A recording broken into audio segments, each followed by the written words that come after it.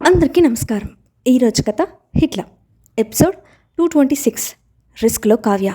ఇక స్టోరీలోకి వెళ్తే కావ్య యాక్టింగ్ నమ్మి ఆమె కోసం అందులోనూ ఆందోళన పడుతున్న విరాట్ని చూసి బాధపడిన హాసిని ప్యాలెస్ లోపలికి వెళ్లకుండా నేరుగా ఆఫీస్కి వెళ్ళిపోతుంది. ప్రశాంత్ తిరిగి రుద్రమనేని ఎంపైర్కి వెళ్లాల్సి రావడంతో తన స్థానంలో ఉన్న స్మితను అపాయింట్ చేసి వర్క్ గురించి పూర్తిగా ఎక్స్ప్లెయిన్ చేస్తాడు. ఆ ముగ్గురు మధ్య అఫీషియల్ మీటింగ్ ముగిసిన తర్వాత స్మిత ఇంకా ప్రశాంత్ ఇద్దరిని క్యాబిన్లోనే వదిలేసి బయటకు వచ్చిన హాసినికి ఆమె స్నేహితురాలు కీర్తి ఎదురైంది.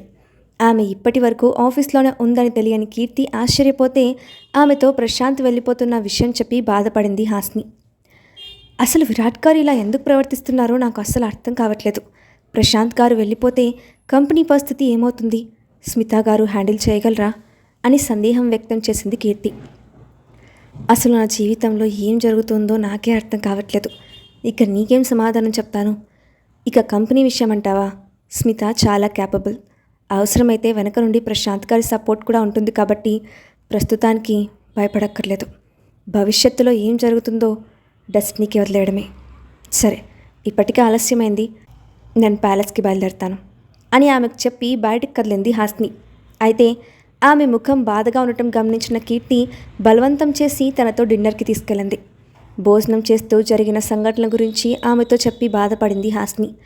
డిన్నర్ ముగిసిన తర్వాత ప్యాలెస్కి చేరుకున్న హాసిని మూసి ఉన్న తలుపులను చూసి ఆశ్చర్యపోయింది. గతంలో ఎప్పుడూ ఇలా జరగకపోవడంతో విస్మయంగా చూస్తూ తలుపులు దబాదబా బాధింది.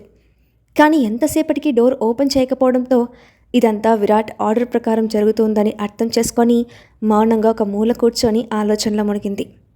అంతకంతకు చలి పెరిగిపోతూ ఉండటంతో తట్టుకోలేని హాసిని ప్యాలెస్ నెంబర్కి కాల్ చేసి తలుపులు తీయమని సరితకు చెప్పింది. కానీ అప్పటికే విరాట్ నుండి స్ట్రిక్ట్ ఆర్డర్స్ రావడంతో, మీ మాట వినందుకు నన్ను క్షమించండి మేడం, సార్ మాట కాదని తలుపులు తీసే సాహసం ఎవరూ చేయలేరు అని బాధగా చెప్పింది సరిత. ఆమె మాటలకి మనసులో పలు రకాల అనుమానాలు మెదులుతూ ఉంటే, ఈరోజు ప్యాలెస్లో ఏమైనా జరిగిందా? విరాట్ గారికి కోపం వచ్చినంత తప్పు నేనేం చేశాను సరిత అని ప్రశ్నించింది హాసిని. మీరు ఎలాంటి తప్పు చేయలేదు మేడం, అదంతా కావ్య మేడం దయ వల్ల జరిగింది అంటూ ఆ రాత్రి డైనింగ్ టేబుల్ దగ్గర జరిగిన సంఘటన చెప్పింది సరిత. రాత్రి డిన్నర్ టైంలో సార్ మీ గురించి అడగటం విన్న కావ్య మేడం, మీరు ప్రశాంత్ అనే వ్యక్తితో చాలా క్లోజ్గా ఉంటారని, అతని కోసమే ఆఫీస్కి వెళ్ళారని, నీకు చాలామంది మగవాళ్ళతో సంబంధాలు ఉన్నాయని, లేనివి ఉన్నవి అన్నీ కల్పించి చెప్పింది. అప్పటికే సాయంత్రం అనసూయ మేడంతో మాట్లాడిన దగ్గర నుంచి కోపంగా ఉన్న సార్కి ఆమె మాటలు మరింత ఇరిటేషన్ తెప్పించాయి. మొదట ఆమె మాటలు నమ్మలేదు, కానీ మహేంద్ర గారితో మీరు కలిసిన ఫోటో వెబ్సైట్లో పబ్లిష్ అయినాయి కదా, వాటిని చూపించి చాలాసేపు ఏదేదో మాట్లాడింది. తన మీద ఎలాంటి అనుమానం రాకుండా క్యాజువల్గా చెప్పినట్టు ఈ విషయాలన్నీ చెప్పింది. అప్పటికి కూడా మీరు రాకపోవడంతో డోర్స్ లాక్ చేయమని, తను చెప్పే వరకు ఓపెన్ చేయకూడదని ఆర్డర్ వేసి వెళ్ళిపోయారు సార్ అని అసలు విషయం చెప్పింది సరిత. ఆ కావ్య మాటలు అంత ఈజీగా ఎలా నమ్మేశారు? ఇన్ని రోజులుగా నన్ను చూస్తున్నారు కదా, నేను ఎవరితో అయినా అలా ప్రవర్తించానా? అసలు ఎందుకు సరిత ప్రతి ఒక్కరూ నా ఎమోషన్స్తో ఆడుకుంటున్నారు అని బాధగా మాట్లాడింది హాసిని. గత కొద్ది రోజులుగా ఆమె పడుతున్న బాధని కళ్ళారా చూసిన సరిత మనసు చలించిపోయింది. మీరు బాధపడకండి మేడం, నేను ఇప్పుడే డోర్ ఓపెన్ చేస్తాను. సార్ పనిష్మెంట్ ఇచ్చినా తీసుకోవడానికి కూడా సిద్ధమే, కానీ మిమ్మల్ని అలా చలిలో ఒంటరిగా వదలలేను అని ఎంట్రన్స్ వైపు వెళ్తున్న సరితను ఆపి, భార్యాభర్తల విషయంలో నువ్వు కల్పించుకోకుండా ఉంటే మంచిది సరిత. మేడం అంటే నీకే కాదు, నాకు కూడా అభిమానం ఉంది. కానీ ఆమె బాధ సార్కి అర్థం కావాలంటే కాసేపు సఫర్ అవ్వక తప్పదు. ఇది వాళ్ళకి పరీక్ష సమయం. కాస్త ఆలస్యంగానైనా నిజాలు బయటకు వస్తాయి. అప్పటి వరకు కాస్త ఓపికగా ఉండు. ఇప్పుడు నువ్వు తొందరపడ్డావంటే నీ జాబ్ పోతుంది. అప్పుడు మేడంకి మన సపోర్ట్ కూడా ఉండదు. పరిస్థితిని అర్థం చేసుకో అని వివరించాడు సూరజ్. ఆ మాటలు విన్న హాసిని, తను చెప్పేది నిజమే సరిత, నాకంటూ మిగిలిన మనుషులు మీరిద్దరు మాత్రమే. మీ సపోర్ట్ కూడా లేకపోతే ఒంటరిగా నేను అన్నిటికీ రాలేను. ఆయన కోపం తగ్గే వరకు నేను ఇక్కడే ఎదురు చూస్తాను, నా గురించి కంగారు పడకు అని చెప్పి కాల్ కట్ చేసిన హాసిని నెక్స్ట్ మినిట్ విరాట్కి కాల్ చేసింది. స్టడీ రూమ్లో బిజీగా ఉన్న విరాట్ డిస్ప్లేలో కనిపిస్తున్న నెంబర్ చూసి మొబైల్ సైలెంట్లో పెట్టేశాడు. ఆ క్షణం ఆవేశంలో ఉన్న విరాట్కి బయట పరిస్థితి అర్థం కాలేదు. కనీసం రాత్రిపూట చలిలో ఒంటరి ఆడపిల్ల ఎలా ఉంటుందన్న ఆలోచన కూడా రాలేదు. ఒక పక్కన తనకు చెప్పకుండా వెళ్ళిపోయిందన్న కోపం ఉంటే, మరోపక్క కావ్య మాటలు అతని మైండ్ని పొల్యూట్ చేశాయి. పైగా మధ్యాహ్నం మీటింగ్ హాల్లో హాస్నితో ప్రశాంత్కి ఉన్న క్లోజ్నెస్ గురించి హైలైట్ చేసిన రాజేంద్రవర్మ మాటలు గుర్తొచ్చి అతన్ని మరింత అశాంతికి గురిచేశాయి. ఆ క్షణంలో ప్రశాంత్ తనను తాను డిఫెండ్ చేసుకున్న తీరు కానీ, తనకి ఇచ్చిన మర్యాద కానీ పూర్తిగా మర్చిపోయాడు.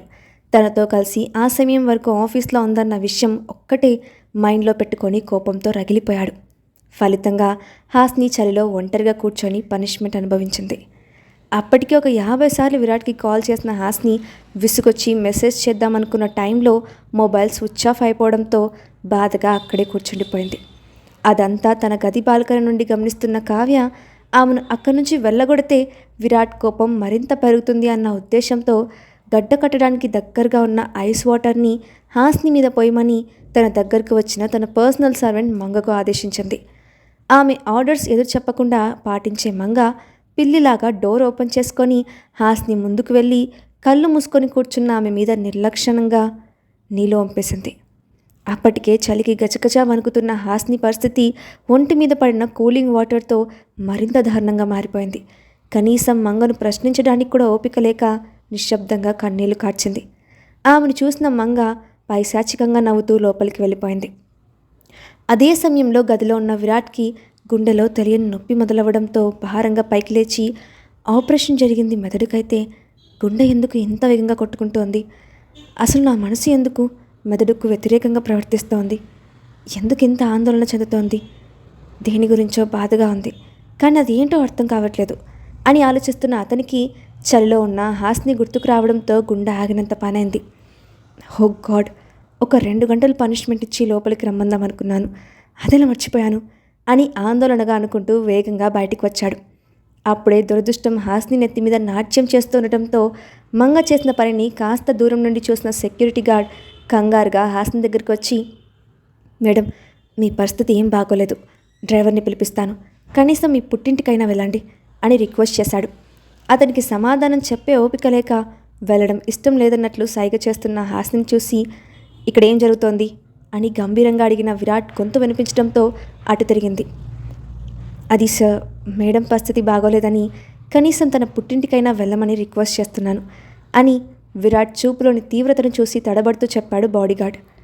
ఇంకొకసారి యాజమాని విషయంలో అతి చనువు తీసుకొని హద్దుమీరి ప్రయత్నం చేస్తే ఫలితం చాలా దారుణంగా ఉంటుంది, నీ లిమిట్స్లోనూ ఉండు అని సీరియస్గా చెప్పిన విరాట్ను చూసి సైలెంట్ అయిపోయాడు. గత కొద్ది రోజులుగా విరాట్ దగ్గరే నమ్మకంగా పనిచేస్తున్న అతనికి ప్యాలెస్లో జరుగుతున్న సంఘటనలు అన్నీ తెలుసు. హాస్ని విషయంలో జరుగుతున్న అన్యాయం తెలిసినా యాజమానుల విషయంలో కలుపుకోలేని సరిత వాళ్ళలాగే సైలెంట్గా బాధపడడం తప్ప మరేమీ చేయలేకపోయాడు. కానీ ఒక పని మనిషి తన యాజమాని భార్య మీద దౌర్జన్యం చేస్తూ ఉంటే తట్టుకోలేక ఆమెను కన్విన్స్ చేయడానికి వచ్చి విరాట్ కోపానికి బలయ్యాడు. అతను వెళ్ళిపోయిన తర్వాత హాస్ని కళ్ళల్లోకి తీక్షణంగా చూస్తూ, ప్యాలెస్కి ఆలస్యంగా వచ్చింది కాకుండా అర్ధరాత్రి పూట పరాయి మగాడితో మాట్లాడడానికి సిగ్గులేదా? నువ్వు ఎప్పుడు ఇంతేనా? గతంలో నువ్వు చేసిన పనులు కప్పిపుచ్చుకోవడానికి నా మెమరీ లాస్ అడ్డం పెట్టుకొని నటిస్తున్నావా అని అసహ్యంగా అడిగాడు. అతని మాటలు ఆమె మనసులో ములులా గుచ్చుతూ ఉంటే అతి కష్టంగా గొంతు పగిలించుకొని, ఇక్కడి నుండి కావ్యాని కేర్ తీసుకుంటూ ఉంటే చూస్తూ ఉండమంటారా? భార్యని కాదని పరాయి వ్యక్తుల మాటలకు ఇంపార్టెన్స్ ఇచ్చినప్పుడు నా కంపెనీ భవిష్యత్తు కోసం నేను వెళ్ళడం తప్పవుతుందా? మీరు ఎలాంటి తప్పైనా చేయొచ్చు, ఏది పడితే అది ఊహించుకోవచ్చు. నా తండ్రి కష్టార్జితమైన కంపెనీ కోసం నేను కష్టపడకూడదా అని ఆవేదనగా అడిగింది. ఇలాంటి మాటలతో నన్ను నమ్మించాలని చూడకు. ప్రశాంత్ కోసం కంపెనీకి పరుగులు పెట్టి కంపెనీ ఫ్యూచర్ అని సాకులు చెప్తే నమ్మేస్తాననుకున్నావా? గతంతో నాకు పని లేదు, నా బుద్ధి చెప్పింది నేను నమ్ముతాను. అందుకే రాత్రంతా చలిలో కూర్చోమని శిక్ష విధించాను. ఎంజాయ్ యువర్ నైట్ అని క్రూరంగా చెప్పి లోపలికి వెళ్ళడానికి వెనుతిరిగాడు. అప్పటికే శరీరం గజగజ వణుకుతూ కళ్ళు మసకబారిన హాస్ని అతని మాటలకి కలిగిన ఒత్తిడి తట్టుకోలేక స్పృహ తప్పి పడిపోయింది. ఆమె నుండి ఎలాంటి స్పందన రాకపోవడంతో వెనుతిరిగిన విరాట్ అదంతా నటనాని భ్రమపడి మరింత దారుణంగా ఆమెను నిందించాడు. కానీ ఆమె నుండి ఎలాంటి సమాధానం రాకపోవడంతో కంగారుగా దగ్గరికి వెళ్ళి చూశాడు. ముఖమంతా తెల్లగా పాలిపోయి ఏడవడం వల్ల ఉబ్బిపోయిన కళ్ళతో, ఎండిన కన్నీటి గుర్తులతో, చలికి గడ్డ కట్టిన శరీరంతో చలనం కోల్పోయిన హాస్ని కనిపించడంతో షాక్ అయ్యాడు. ఆవేశంతో తాను చేసిన తప్పు కళ్ళ ముందు స్పష్టంగా కనిపిస్తూ ఉంటే తట్టుకోలేక ఆమెను ఎత్తుకొని ప్యాలెస్ లోపలికి పరిగెత్తాడు. అదంతా చూసిన కావ్య కోపంగా తన గదిలోకి వెళ్ళి ఫ్రస్ట్రేషన్ తీర్చుకోవడానికి వస్తువులన్నీ చెల్లాచెదరు చేసింది. కాసేపటికి డాక్టర్ రావడం, 105 డిగ్రీల జ్వరం ఉందని జాగ్రత్తగా చూసుకోమని చెప్పి ఇంజెక్షన్ చేసి టాబ్లెట్స్ ఇచ్చి వెళ్ళడం చకచక జరిగిపోయింది. ఆమె పరిస్థితికి తానే కారణమని మనసు దహిస్తూ ఉంటే బాధగా కూర్చున్న విరాట్ దృష్టి తడిగా ఉన్న ఆమె డ్రెస్ మీద పడింది. ఇదేంటి, మంచుకి చల్లగా ఉండాల్సిన బట్టలు తడిగా ఉన్నాయి అని అనుమానంగా అనుకుంటూ గబగబా డ్రెస్ తీసేసి వేడి నీళ్లతో స్పాంజ్ బాత్ చేయించి నైట్ డ్రెస్ వేశాడు. ఆ పని చేస్తున్నంతసేపు అతని మైండ్లో ఏవో మెమరీస్ ఫ్లాష్ అవ్వడంతో ఇదేంటి అలవాటుగా చేస్తున్నాను, కళ్ళ ముందు న్యూడ్గా కనిపిస్తూ ఉంటే నాకెందుకు కొత్తగా అనిపించలేదు అని తను తాను ప్రశ్నించుకుంటున్న అతనికి కర్తవ్యం గుర్తుకు రావడంతో అంతకుముందు మాట్లాడిన సెక్యూరిటీ గార్డును పిలిచి అదే విషయం అడిగాడు. అతను మంగ చేసిన నిర్వాకం చెప్పడంతో కోపానికి లోనైన విరాట్ మరుసటి రోజు ఉదయం ఆ సంగతి తేల్చాలని నిర్ణయించుకున్నాడు. గోడచాటున నిలబడి అదంతా చూసిన మంగ భయంతో కావ్య దగ్గరికి వెళ్ళి విషయం చెప్పింది. ఆ మాటకి ఒక్క క్షణం కంగారు పడిన కావ్య అప్పటికప్పుడే ఒక క్రూరమైన ఆలోచన చేసి విరాట్ అడిగితే ఏం చేయాలో ఆమెకు వివరించింది. అదంతా విన్న మంగ ముఖం వెలిగిపోవడంతో కావ్యను పొగడ్తల్లో ముంచెత్తింది. దాంతో ఆమెలో మరింత గర్వం పెరిగిపోయి మరుసటి రోజు విరాట్ చేతిలో హాస్నికి జరిగే అవమానం గురించి ఎదురుచూస్తూ రాత్రంతా నిద్రకు దూరమైంది కావ్య. అర్ధరాత్రి నిద్రలో మూలుగుతూ భయంతో కలవరిస్తున్న హాస్నిని జాగ్రత్తగా గుండెలకు హత్తుకొని తనలో తానే బాధపడ్డాడు విరాట్. మరుసటి రోజు ఉదయం నిద్రలేచిన కావ్య వేగంగా బయటకు వచ్చేసరికి విరాట్ గది తలుపులు మూసి ఉండటంతో దగ్గరికి వెళ్ళి కొట్టబోయింది. అప్పుడే వచ్చిన సరిత ఆమె ప్రయత్నాన్ని అడ్డుకొని, హాస్ని మేడంకి జ్వరం ఉండటంతో రాత్రంతా సార్ మెలకుగానే ఉన్నారండి, తనంతట తాను లేచే వరకు ఎవరిని డిస్టర్బ్ చేయొద్దని చెప్పారు. ఇప్పుడు మీరు తలుపులు కొడితే మీ మీద సీరియస్ అవుతారు, ఆపై మీ ఇష్టం అని చిరాగ్గా చెప్పింది. ఆమె పట్ల సరిత బిహేవియర్ మారడం గమనించిన కావ్య, యజమానులతో ఎలా మాట్లాడాలో నీకు తెలియదా?